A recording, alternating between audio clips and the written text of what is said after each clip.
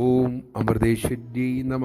ശാസ്ത്രം പഠിക്കാൻ തിടുക്കം കൂട്ടുന്ന മക്കളോടും സാധകരോടുമായി അമ്മ ഒരിക്കൽ അരുളി, മക്കളെ, ജപധ്യാനങ്ങളിൽ മുഴുകുക തന്നെ വേണം.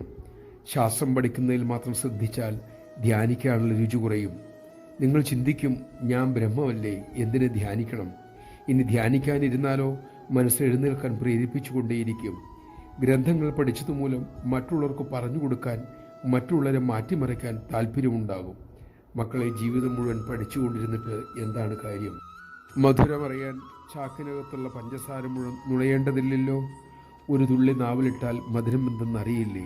നമഃശിവായ.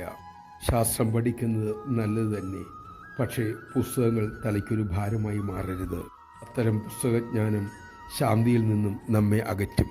അത് മനസ്സിൻ്റെ ഒരു കള്ളക്കളിയാണ്. അത്തരം ചതിക്കുഴികളിൽ പെട്ടുപോകാതിരിക്കാൻ അമ്മ നമ്മെ അനുഗ്രഹിക്കട്ടെ.